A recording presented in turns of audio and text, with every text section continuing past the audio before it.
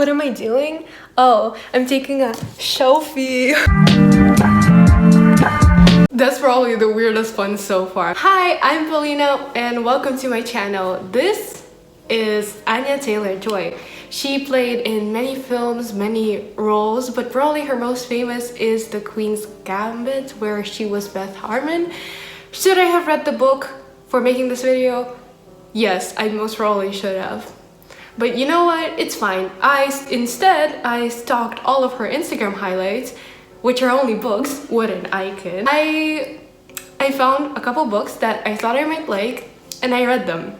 So, what do we have here? Moderately terrible poetry, brilliant essays, and cannibalism. Let's get started. Okay, first up is Exciting Times by Nish Dolan. I've been seeing this all over Bookstagram, so when I saw Anya Taylor-Joy post this, I was like, this is a sign from the universe. Story of Ava, a 22-year-old who moves to Hong Kong to teach English as a foreign language, and she also meets this man who's a banker called Julian. She also meets this woman called Edith. Yeah, she's very dependent on him. She lives in his house. She eats his food, and you know what? It seems that he doesn't even care for her that much, but the amount of money he makes, he's fine with her living there. And there's Edith as well. Edith is very different from Julian because with Eva, they like talk, they hang out, they go to play. Yeah, that's the entire plot. Yeah, it's definitely one of those like slow contemporary reads where it's more for the characters rather than for the plot. Think Sally Rooney. Except I liked Sally Rooney's conversations with friends more. But like, what I thought was really interesting in this book were the language parts. Ava, because she's Irish, she has these moments where she's like, she says something in English, right? And then she's like, oh my god, like would an English person say that? And Julian is English as well, so there's like that. And honestly, I just thought that was so relatable. I think that everyone for who English is not quite their first, but like close to being the first language has experienced that. They say something and then a moment later they're like, oop, does it make sense? Or does it only make sense for me as an insert nationality person? It was really fascinating to see how culture plays a role in linguistics, and I thought it was done very well. Okay, Ava is a narrator I didn't love, but I think we should just like take a minute to discuss this whole unlikable thing. We really need to stop like lowering the book if we don't like the character. And look, it's different for every book. Humbert from Lolita, and he's this despicable character. Okay, that's different. Okay, let's go back to Conversations with Friends for a second. You know how Frances is basically sleeping with a married man, and she has all these flaws and she's like super judgmental and hypocritical. But here's the thing, that's like, you don't have to like her because people are unlikable. Okay, that sounds so mean. Here's the thing, we're all so different from each other and we all kind of expect different things from each other. So I guarantee that at least once in your life you will meet someone that you don't like, and you know what, that's normal. So it really depends on the situation, but I think we should stop with this whole she's so unlikable, the book is bad. Okay, so to conclude this, I've been going on for a while. The protagonist is meh, her narration is great, the plot is okay. 3 stars. Alright, next up is Wild Embers, and I know people are going to get mad at me for this because Gabby Hanna and Rupi Kaur, mash them together and you get Nikita Gill and her Tumblr poetry account. Okay, why am I mentioning the Tumblr poetry account? Because this is your chance. Go on that account, read her poetry, and then decide if you want to spend the money or not. What's at least new in her collection this time is that love isn't this gentle thing, it's like this feral kind of idea. We can't take that seriously because of the whole TikTok POV thing that makes me shudder to this day. It's like, I'm a wolf. No, some of it is good, but again, I'm not sure that's poetry. It's good for positivity though, and making fun of TikTok POVs. Anyway, let me quote. You have belonged better in your own arms than in anyone else's. Remember, you are the softest love you will ever have. See, it's nice. It's just not my thing. Honestly, this whole topic is very difficult. Like, what makes poetry poetry? Like haiku, 3 lines, poetry. But word out affirmation in a tweet, less so. You know what I mean? It's like this fine balance. Look, it sounds once again like my Grinch personality has emerged to say, happiness, we don't stand in this Grinch house. The question here is, will my heart expand? And I think the answer to that is no. Self-love, yes. In the modern world, I think it's so important, but I'm just very skeptical of the whole idea of kind of manifesting things, you know what I mean? Like, it's good to have a positive mindset and believe that you can do things. Not sure you can magically manifest your life to be better. Like, okay, it's like The Secret, you know? That is just a whole other level. I haven't read it and I'm not planning to, but like, look, the book is like, you can manifest good things. I have -3 vision. You want me to manifest 20/20 vision. If that was possible, I would have done it already and made my life easier. Wait, quote, "There is no magic in the way love dies. It closes away into something tragic. And no matter how much poets and singers to romanticize it, try to turn it into something great and beautiful, something artistic and incredible." Isn't that what you're doing? Exposed. But okay, I'm having fun with this review, but things need to be said. Book snobbery is a no-no. So if you're reading this book and you're enjoying it, no judgment here. Okay, I mean, clearly there is some judgment here, like, but like, I'm like, think of me as your friend who makes fun of you for being a wolf. I literally can't, like, I'm sorry, but you are a wolf if you read this and you're like, What I'm trying to say is, while I'm joking around, seriously, read whatever the hell you want. The interesting. Oh, Paulina, you didn't like this book? Maybe it's because you didn't get the point. Maybe it's because you can't identify with characters set in the 60s. That's why you gave this book such a low rating. You're not allowed to have an opinion on this, Paulina, because you didn't finish it. Never mind that it's filled with nothing but empty words, and it continuously says that a rape victim is just being dramatic. No matter how much you push for unlikable characters, like, this is just something I can never condone. Never mind that the writing is just there to tell a story that isn't there. Never mind that the book is not life-changing or any other New York Times quote you want to call it. Never mind that the characters are flat. I'm not talking about me not liking them, I'm talking specifically about them being underdeveloped. Jules is oh so funny. She's referred to as oh so funny. But where are the scenes where she makes people laugh? Where is the humor? You know what this book did help with? My motivation to read anything but this book. It's a book that's one of those contemporary reads, but if it is one of those contemporary reads, there needs to be some for you to have like a connection with the characters then, because there's nothing happening. I expect to take something away from this book. I expected to find something special, and I got nothing. The whole premise of the Interestings is that they're a group who calls themselves their Interestings, but they're only interesting for about 100 pages. All Jules think about is being desired by a man. And look, that's her deal, okay? Like, you know what? She doesn't owe anything to us. She can think anything she wants. And she doesn't even have to change in any way. She doesn't have to go through girls, okay? Like, normalize that in characters. But can we just say, literally nothing happened. Like, literally nothing. And that in a book where nothing happens makes a stale story with so many social issues included that it just felt forced. Okay, not everyone analyzes every book. Personally, I do go deep, but not to like the level of language and like words or whatever. I go to the level of like characters and themes and motives. Like, that's just me. And you know what? You know what I got from here? Something complaining about this book inside this review. I just stopped reading halfway through. And you know what? Yes, maybe I didn't finish it. Maybe it magically changed, and it's fine. Look, honestly.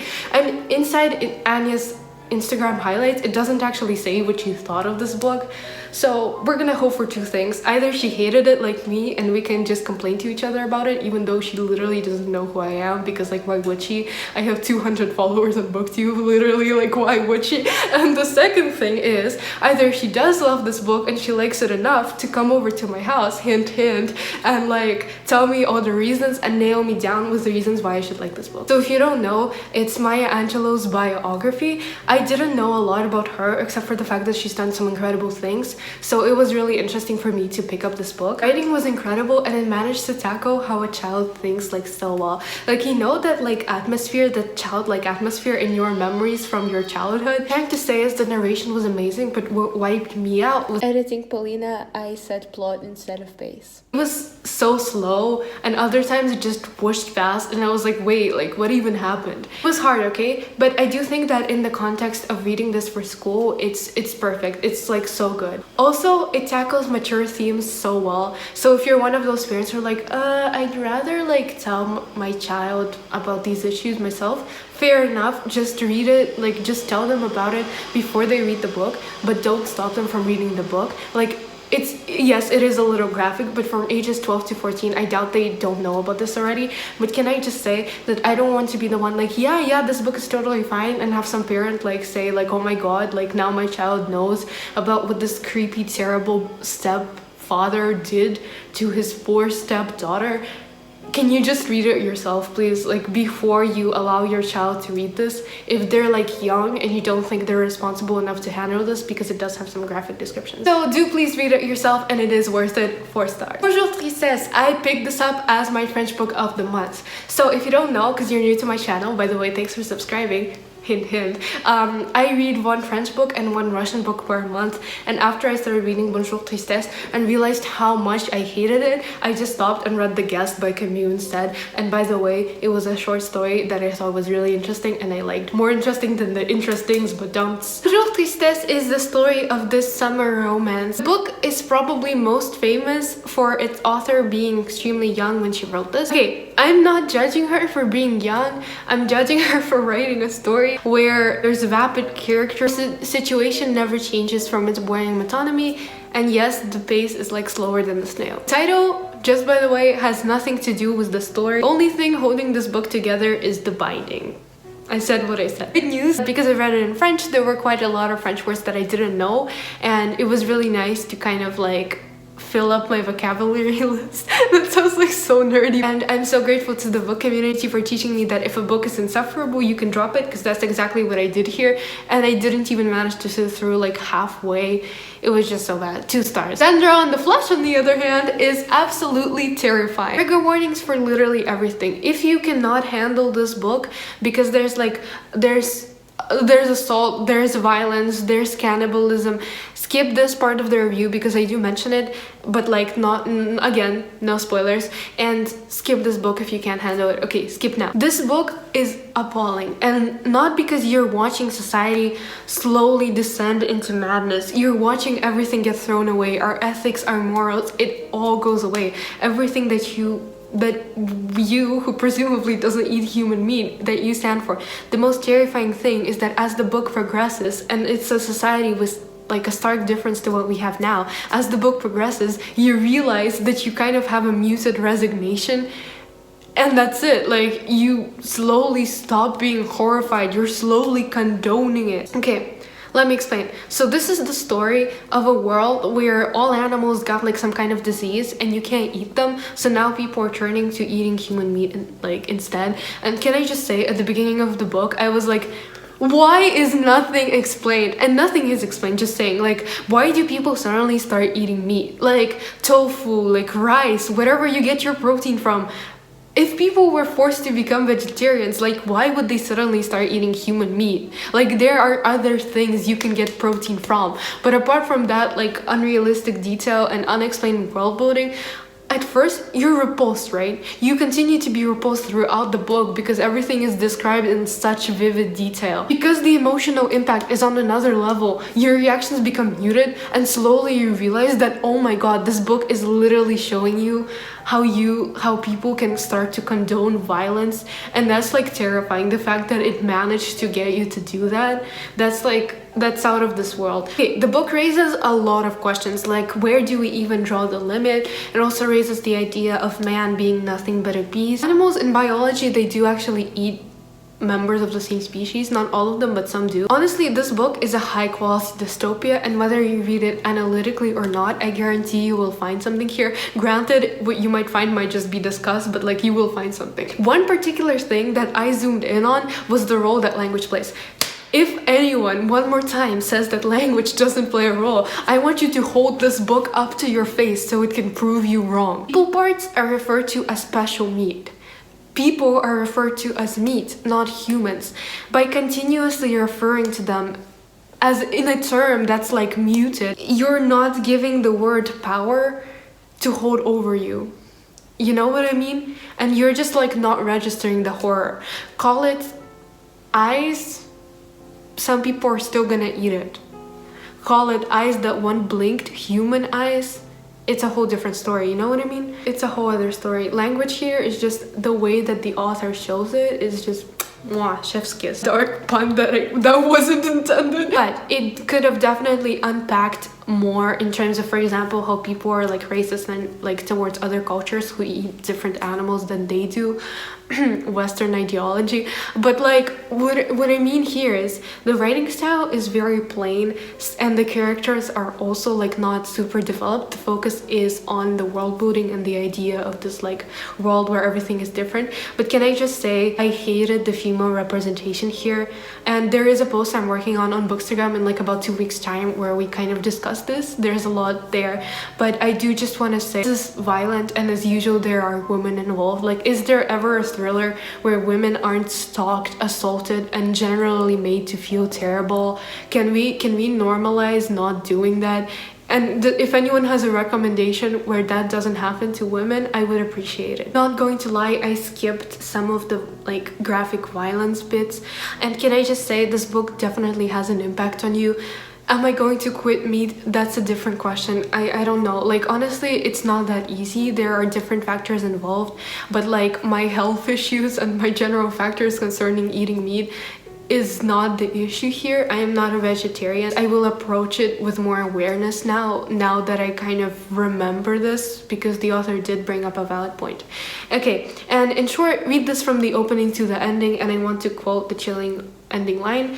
She had the human look of a domesticated animal. 4 and maybe even 4.5 stars, because like, wow. At Feminist, this is it. These are the funny and compelling essays that I wanted. These are the essays that cover difficult topics in an easy and insightful way. This is Roxane Gay talking about what it's like to be a feminist and what it's like to be a black woman. Roxane Gay is an absolute icon. Can we just pause and go back to Not That Bad? So this is, I read this last year. It's basically a collection of essays curated by her about rape culture. It's really feminist. Is no less witty and insightful, no less amazing. It's confident. It tackles life at its fullest. Can I just quote? Pink is my favorite color. I used to say my favorite color was black to be cool, but it's pink. All shades of pink. It's so raw, it's honest, and there's no way I can make this review pay justice to the book without just like completely turning this video into a single book. But the only thing that I didn't like were like the structure in some moments. Like, it was generally very good, but some essays just clashed with each other, and because they were so different, not because they were badly written or anything, they were just different, and you kind of lost the momentum a little bit. But like, this is such an accessible book to read about feminism. Even if you have already read a lot of books, I think you can still enjoy the brilliant writing style and take something away from it. Maybe even if it's just like wonder at how well Roxane Gay writes. But like, nowadays on the internet there are so many things on mainstream feminism and so many criticisms, and I'll be the first to admit that mainstream feminism like has a lot of problems. But if you want to read about feminism on a broader level, what it means to be a feminist, what it's like to be a feminist, I think these are the books that you need to kind of start reading instead of just scrolling through the internet. The essay collection, because it's a start. Will there ever be a finish? I don't know. Like, honestly, I don't think that something this big can ever have a finish, but this is where the journey could potentially start.